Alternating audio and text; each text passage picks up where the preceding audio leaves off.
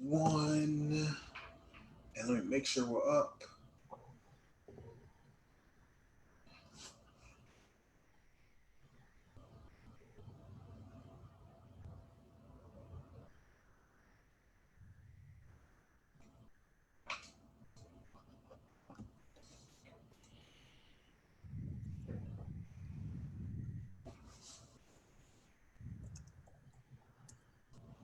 All right, and we're live now. All right. Thanks, Deontay. Well, again, thanks everyone for joining us this Friday afternoon. My name is Corey Wiggins. I serve as the executive director for the Mississippi NAACP. And today with us for our conversation this afternoon, we have Dr. Marino Bruce, who serves as a professor of population health at the University of Mississippi Medical Center. Over the past several weeks, Mississippi NAACP and One Voice have worked to try to bring information and connect people in Mississippi and our communities with the latest updates, what's happening, what's going on related to COVID-19. We initially started off with a teletown hall where we had over 750 people participating and talking about the latest as it relates to the federal response, state response. Since that time, we've also had our state health chair, Dr. Sandra Melvin, who hosted a conversation last week with Dr. Justin Turner to talk about the health implications and what was going on around COVID-19. So in continuing that, we want to make sure we're bringing, connecting people with great minds, folks who are doing good work in different disciplines across the state. And today we're happy and excited to have Dr. Marino Bruce. Dr. Bruce, we're going to talk, and I'm really excited about this conversation to really sort of talk around about COVID-19. But I think part of our conversation is really broader and bigger than just about COVID-19. As we start to talk about trauma, as we talk about the experiences of African Americans as it relates to COVID-19, but more broadly.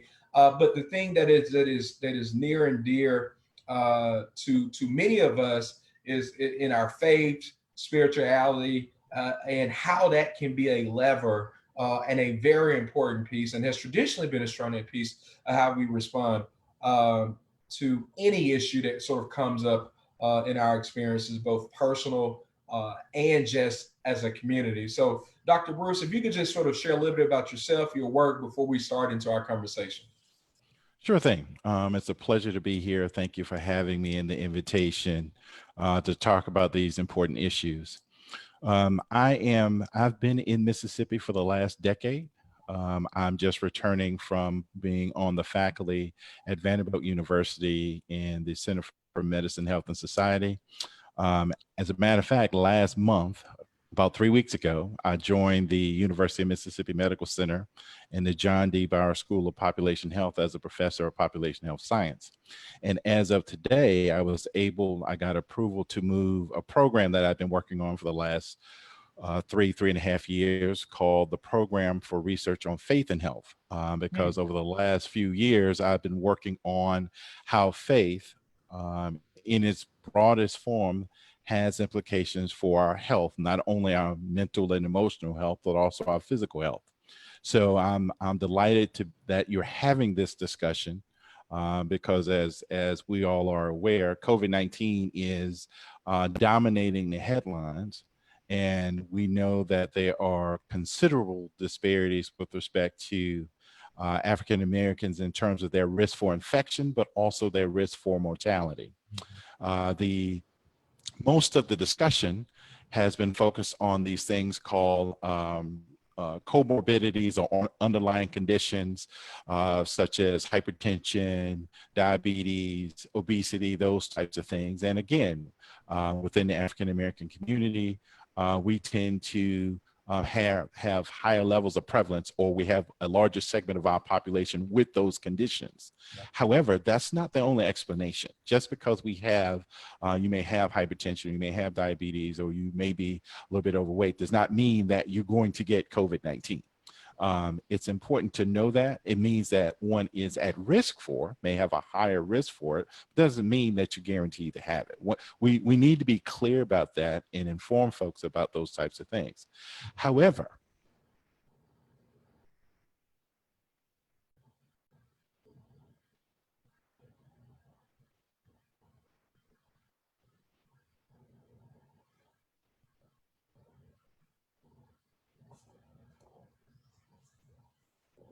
You still with us, Doc?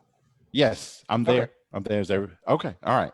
So, one of the things that I have been working on for the last 4 years has been looking at how our belief systems, our faith life, can improve our overall health. Mhm. And so, faith largely can mitigate the effects of stress. One of the things that we don't talk about in the African American community a great deal is the stress that we're under. I would argue, and some may debate this, but I would argue that African Americans tend to have more stress upon them just going around their everyday lives than any other group in this country. And it has implications for one's propensity for these underlying conditions, such as obesity, such as hypertension, such as diabetes. And the way that it works very quickly is that when you're under stress or you have a higher level of stress, it causes the body to work harder. And as the body works harder, longer, it causes things to break down. So basically, stress is that we talk about stress as a silent killer. Well, what it really does, it wears you down over time. It's this condition called chronic stress. So even though we may feel okay, we may think that everything's all right. However, when we go out into the street, for example, if we take a jog now, all right, and it we are always on alert. Well, that's a stressor to the body. The fact that you can't rest in your own neighborhood and be okay with all of your surroundings, the fact that you're on alert causes the body to work even harder. So you may be exercising, that's great, and that's a good thing. However, there's an extra layer of work that the body is doing when you're on alert like that. So I've been spending a great deal of time thinking about and writing about these things to look at how faith can actually mitigate some of those effects. We know that for those of us who go to church or who belong to religious institutions, we know that we tend to feel better during worship service, which is a great thing. However, that's one day a week. What do we do Monday through Saturday? Right. And so it's about figuring out how to take the lessons that we may learn on Sunday and apply them throughout the week so that we can lower our degrees of stress in order that our bodies don't work as hard, and that will improve our overall health and well-being and can extend mortality. So those are some of the things that I've been working on. Well, look, Doc. I mean, you got my brain and head turning about a lot of different things. I think one of the things that sort of stands out that's interesting. You talk about this idea of chronic stress. You talk about these experiences that, as African Americans, you may be experiencing these microaggressions that happen. You know, whether you're driving down the road and a police officer may get behind you as you're an African American male, and you can be doing nothing wrong at all, but there's this heightened sensitivity to that. You may Yes. on a day-to-day basis thinking about how I'm going to feed my family, how I'm going to support the stress of poverty, like all these things that you come up with. Now we hadn't even unpacked this idea of I've heard people talk about sort of this generational trauma, the generational stress of experiences of your history of enslaved Africans coming to this country, the experience of slavery, Jim Crow, sharecropping, and how all that sort of manifests itself today. And I know there's a lot of research that's out there, and sort of coming from the space as people doing research in academia. But the other side is that you have people who have to go out each and every day who are experiencing these things, experiences these trauma. I'm very interested just to get your thoughts on this framing around trauma and like why does this idea of trauma, and it's always mattered, but in the context of COVID-19, how is this idea of trauma sort of reemerging, or how are folks experiencing trauma in this sort of COVID-19 reality? Wow, that's a great question. And I think that it's one that we need to think about. Um, we also, so the idea of trauma is that's the way I would say it's stress on steroids. Mm. So the fact that one is concerned and deeply concerned about their well-being as well as their family's well-being. So for example, if you're having a tough time making ends meet and you're working every day, consider how traumatic it would be if you're concerned about whether or not you're going to have a job or not. Mm. So all of a sudden, the more you see the news, the more you see the number of cases, you hear about the shelter in place orders, folk are wondering how that's going to have implications for me. Am I going to lose my job? You see the unemployment numbers go up each day and you wonder, okay, am I going to be next? Well, if that is a concern for you, and you think about that constantly, that's trauma. Mm. Just so not only are you concerned about the day to day, now you have this thing that no one seems to understand, nobody seems to get it under control. How is that going to impact me? So now we have something else that we have to be concerned about that we have no control over at all. So it creates a space that it's hard for folk to sleep well, to be quite honest. If Yeah. you pay attention to this, if you watch the evening news, you just wonder, okay, what in the world is world going to? What is it coming to? Yeah. How are we going to survive this? And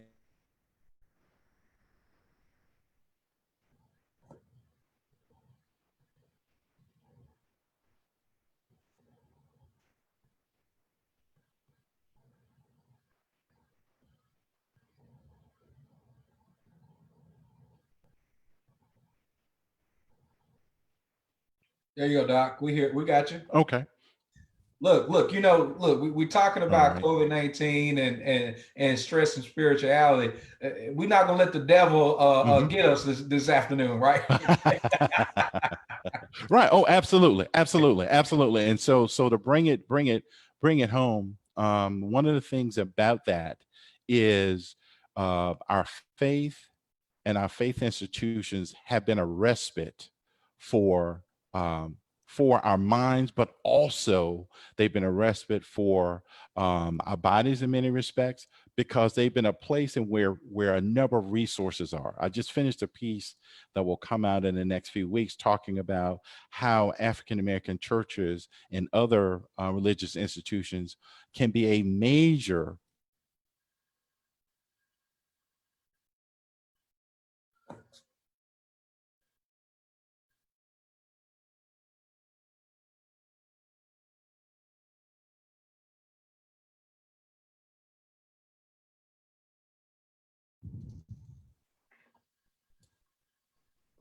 Yeah. You were sharing about this piece that you're getting ready to publish. It's getting ready to come out. Okay. All right. All right. Can you hear me now? Yeah, we're here. Okay, good. Well, one of the things I was saying is that the churches, African American faith institutions, have been a major resource for the African American community, not only from a spiritual and emotional and even a psychological base. It's been a huge institution for a social and economic.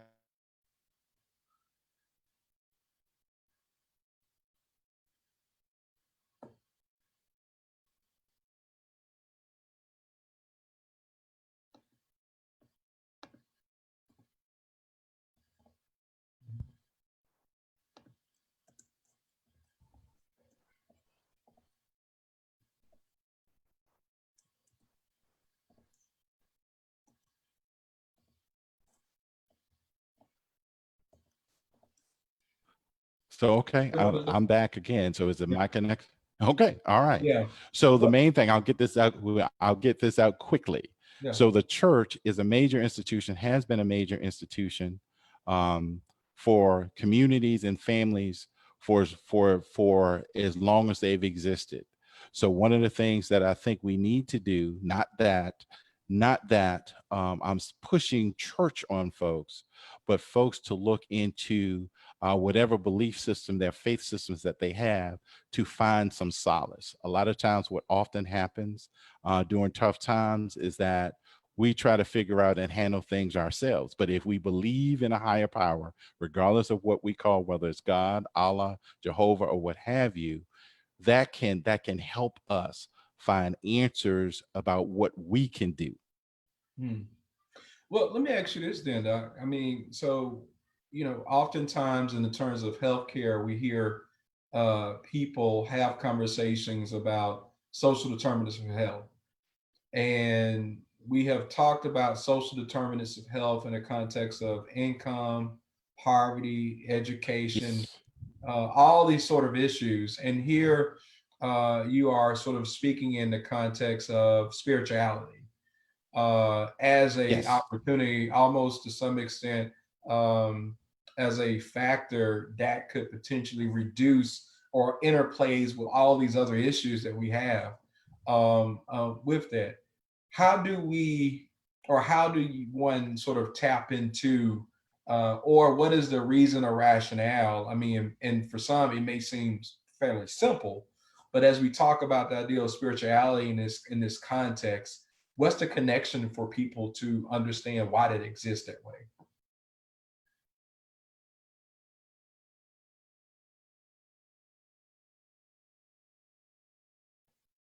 So to answer your question, yes. Spirituality, one spirituality is I would argue is a crucial resource that we have access to. It's one of the things that can help us understand that not being in control is okay. Part of the thing in the part of the key aspects of the U.S. society is that we have the notion that we always have to be in control of situations. Well, the one thing about spirituality is that it teaches you that there's a power greater than us that's in control. So we have to wrestle with that and find comfort in the fact that, you know what, there are things like what's going on with my Zoom right now that are beyond our control, but recognizing that if we just take a minute, take a breath, some will say we can utter a silent prayer that can calm us down enough so that we won't make rash decisions, including what we listen to, who we listen to, what we feed ourselves, both um, physically but also psychologically. All of those things matter from a spiritual perspective. Well, let me ask you this though. I mean, I think something you said was important in that sort of take a minute, sort of take a second, right? To take a breath, because I think so often we've heard these stories about how important it is to work hard, to give it so much, you give it your all and do all these things. And in many cases, when I think about even family members of mine, the men and women of my family who are out and laid the foundation for myself, believe in Mhm. hard work and putting in the work. But you rarely sort of found time or saw them practice in self care. The other opposite side Mm. is that they were come from a church going family, were in church, active, involved, and engaged. Whether or not that was part of their self care process of not, or if they thought about it that way or not, I don't know. But could you speak a little bit about in this how self care and how the Oh connection yeah. between spirituality and self care may connect and may provide a way for people to think about how they can practice some of these things as we're talking about even now. Excellent, excellent point.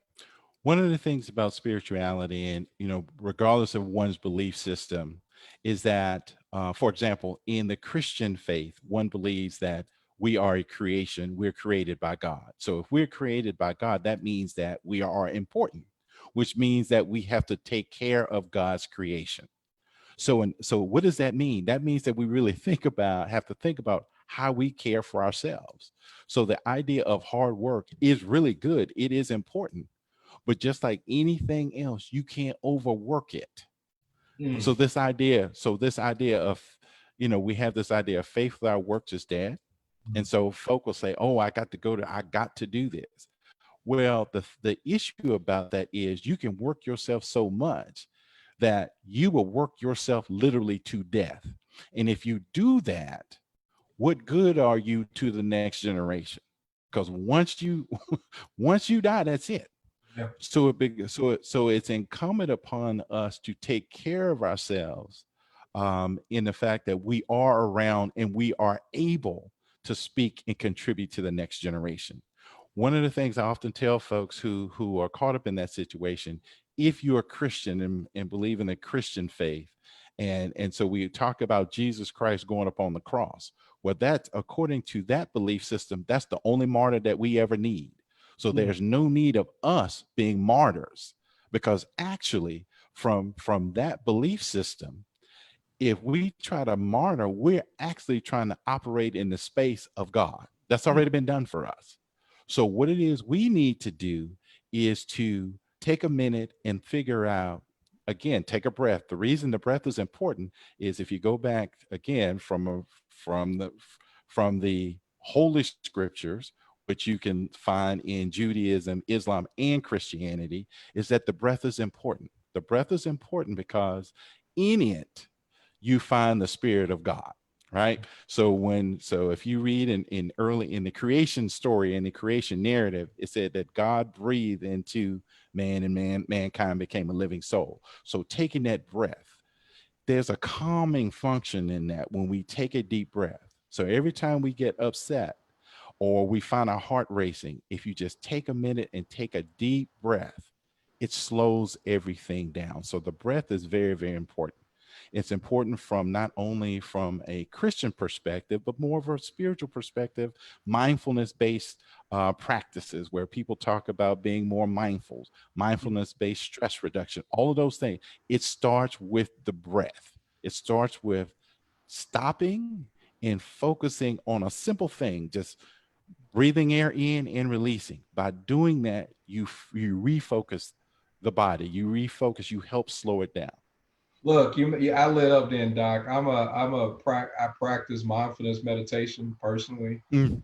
Uh, Mm-hmm. it's one of those practices that I sort of took on years ago on my quest around sort of the idea of sustainable leadership.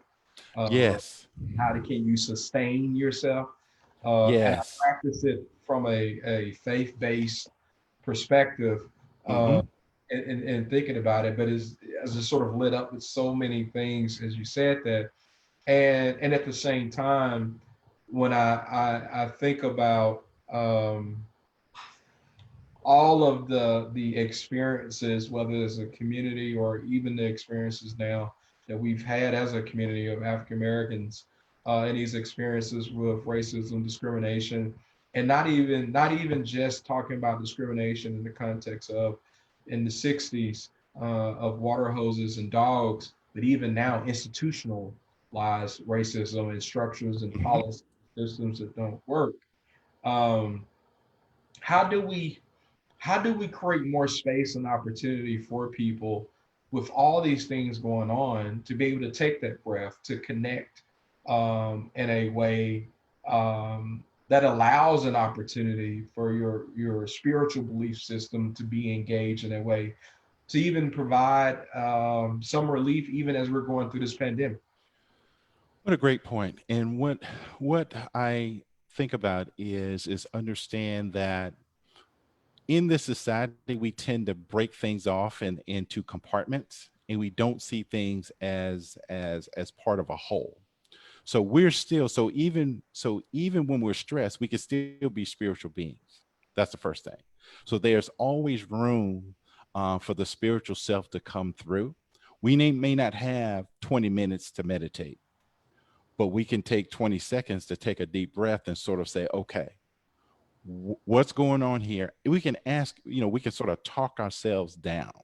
And so Mhm. what's really important is to take that time when we're feeling rushed or when we're feeling overwhelmed to actually stop and look at it. What I often say to folks that I work with is let it wash over you. It's okay to feel how you're feeling. Mhm. But what you don't want to do is your feelings you don't want the feelings to overtake your thinking, because your mind, again, The mind is as we've seen on commercials, the mind is a terrible thing to waste. It's we often don't spend enough time focusing on our minds. And so by saying, wait a minute, let me slow down here. Let me slow down, even though it can seem like life is just pressing on us, there's always space that we can slow it down. The key thing is to take a moment. Where are you? What are you thinking? What's important? What do I need? Where do I need to get help? That's the other piece. Sometimes we get so caught up in trying to handle things ourselves, we never ask for help. Sometimes we just need it. And it may not be going into to see a professional. It may be calling a friend. Hey, I don't know what's going on with this stuff, but I just needed to talk to someone. That's one of the major challenges of this pandemic. It isolates people. We have to figure out how we make those connections with others to so we can actually have a shared experience, even if it's not necessarily the best thing. The fact that we feel like we're not alone, that's a huge step forward. One of the things that we were kind of laughing or joking about a little bit prior to his call was ultimately when I think about the NAACP and our long history in Mississippi, and we have had as a strong partner since its beginning has been our faith-based partnership Mm-hmm. relationships with our partners. And I was just sharing with you when I think about members of the church, I think about most often my NAACP members, our body, folks Mm-hmm. who I say all the time show up to do the right thing just because it's the right thing to do. Mm-hmm. Um, in this time, and we in this, this entitled sort of in times like these, when we think about health issues, when we think about this connection around determinants, when we think about sort of this moment in time, in this time, Mm-hmm. do you have advice or do you have thoughts on how, uh, as partnering organizations, whether it's the NAACP, faith-based institutions, other groups, can be thinking of how do we sort of show up in times like these? Ah, what a great question. Well, the one question I keep sort of jotting down as we sort of go through this conversation is understanding what is important. Starting with that question, what is important? And most of us share what that's important. We tend to be social beings, so we care for one another. And where our organizations intersect is just that. Now it may manifest itself differently. So in the church, we'll talk about the caring for the souls of the individual, but you also have a strong segment of NAACP meetings that are also caring about the legal rights and the voting rights of individuals because they are related. So part of how to connect organizations is understand, you know what, we're just taking lanes on the same road trying to get to the same destination. And that Mm. destination is often about improving the well-being of our people. That's what it really comes down to. We all find ways in which we feel good about pitching in. We're operating in our assets and in our strengths. And so the thing about it is we spend a lot of time being unduly influenced by the American society's way of saying what's more important. No, we have to ask the question, what is important? Mm. We can figure out what's more important to me may not be more as important to you, but what's lying at its core. So the reason that we have those cross-cutting intersections between the NAACP and faith-based institutions and the links and the 100 Black men, it's all about the uplift of our people. We Mhm. have to remember that in its core, and what we focus on, we're focusing on different aspects. So if you look at 100 Black men in terms of focusing on education, that's important.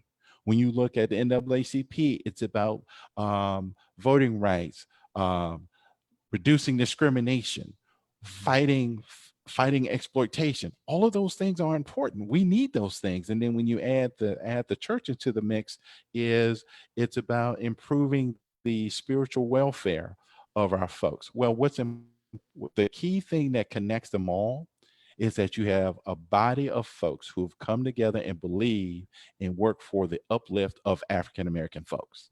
And if we can get to that core and recognize that during this time of COVID-19, we got to figure out how we care for our folks.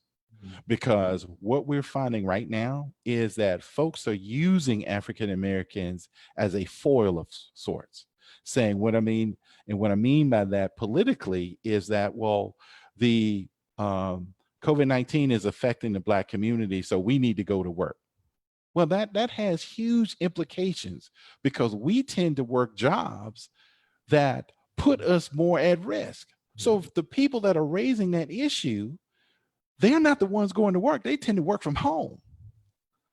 So getting back to work, meaning that I want to be able to earn my income doing what I'm doing, but who's taking the risk?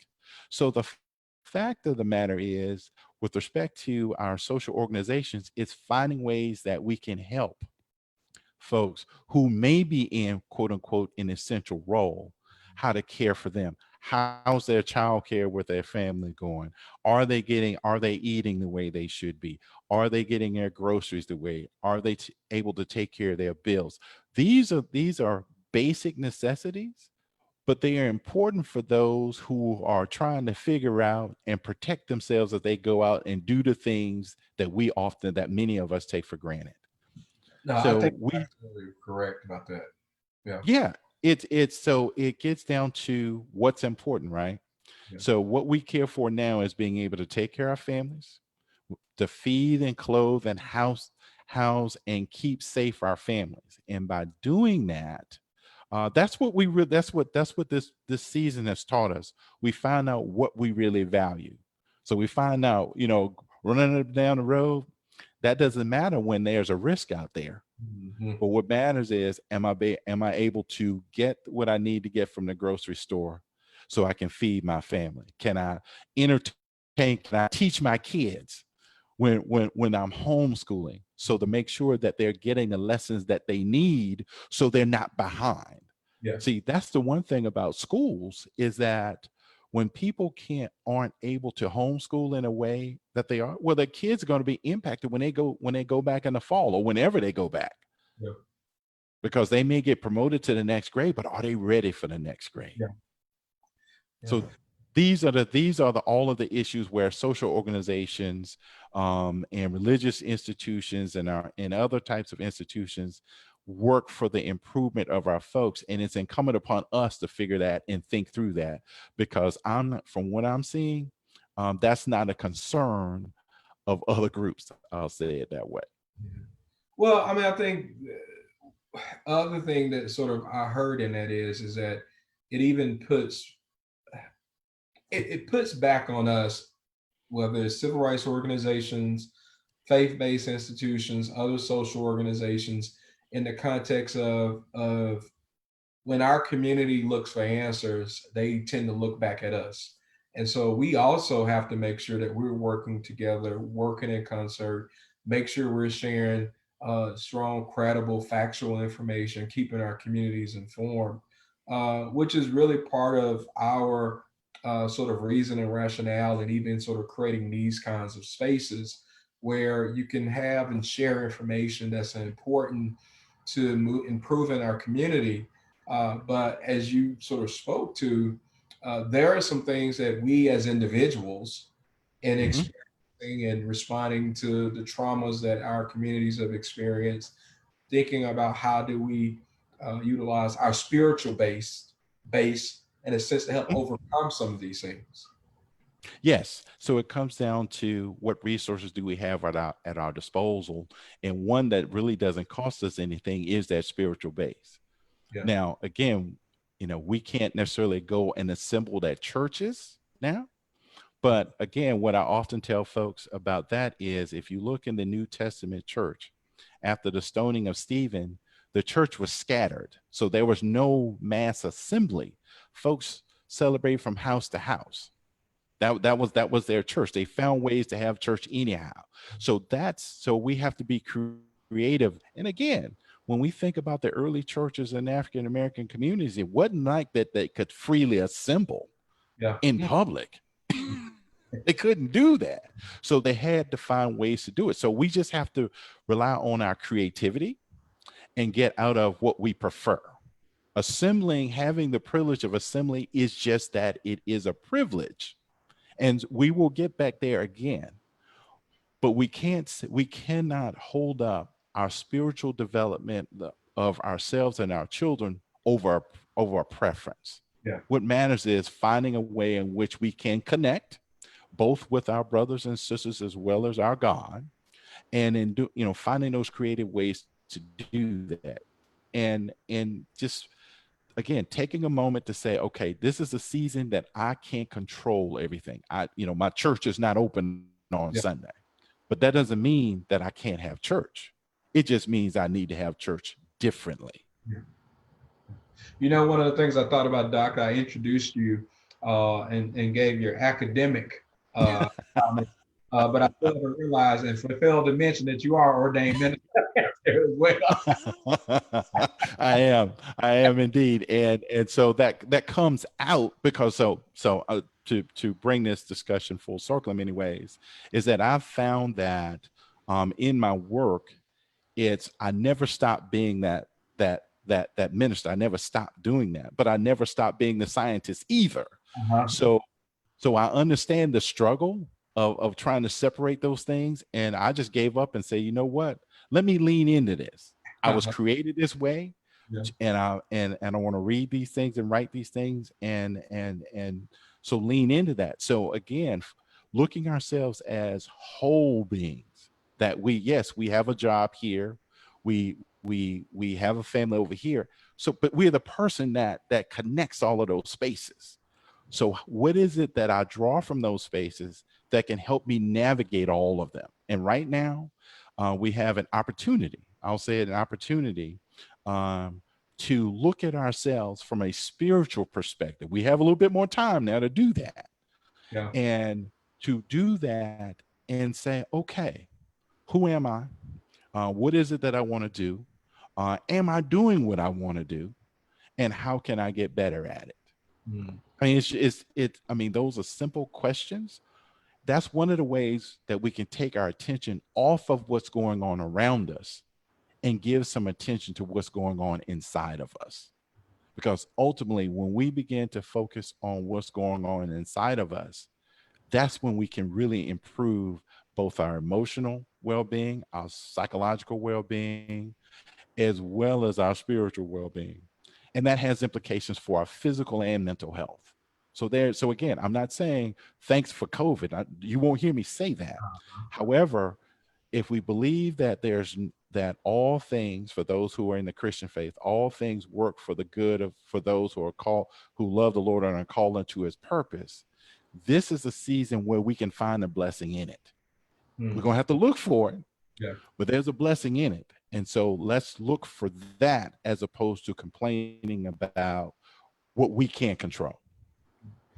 Look, Doc, I was just excited and elated when you decided or agreed to participate and join us for this. And part of it is that I've known you for several years now, and we've had great individual conversations. Yes. That span both sort of in the academic space, but just in life. And I'm so appreciative of that, appreciative of the work that you do, and would love to. There's another part of your work that you do that I'm very interested in, have been interested in focusing around men's health issues, particularly men's health issues. I know we didn't spend time talking about that today, but at some point in time in the future, we would love to have you back to spend some time in that conversation. Because even with what you're talking about, there's this lever when you start to look at intersectionality, whether it's starting to add in gender, experience African American men, experience African American women, experiences, and how that's sort of in a place. So I would love to be able to have you back at some point and share, even as we sort of dig into these issues, what we hope and our intention from the Mississippi NAACP is that we've been here on the battlefield doing this work in Mississippi for a long time. And what I found and what we are finding that even and as we are trying to respond and support communities this COVID-19 reality, it is pushing us even to make it think how we show up. And so this is just one opportunity for us doing these calls here. Again, I tell folks we have branches all across Mississippi, members who show up each and every day in their communities, and nobody asks them to. They just do it because it's the right thing to do. Yes. To some extent, when I think about many of our members across the state, um, they're they're much like the members I saw in my home church growing up. Hmm. uh, Indeed.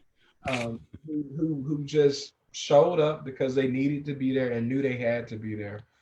So again, I'm just so appreciative of you for joining us this afternoon. Is there anything else you just want to leave and just share before we finish up for the evening?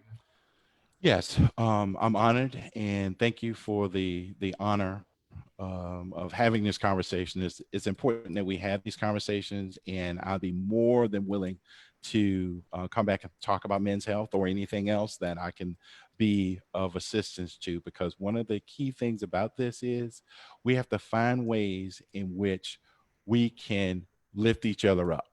Yeah. Even during the times of COVID-19 where we can't physically touch someone, we still can figure out how to lift each other up. And so I'm all about that. So anything I can do to help in that enterprise, please feel free to call on me.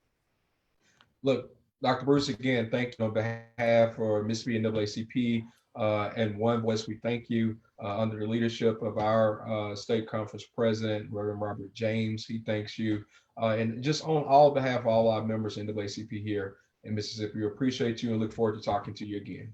Thank you. Absolutely. Thank you. It's been a pleasure of mine. Thank you so very much. Bye, everyone. Thanks for joining.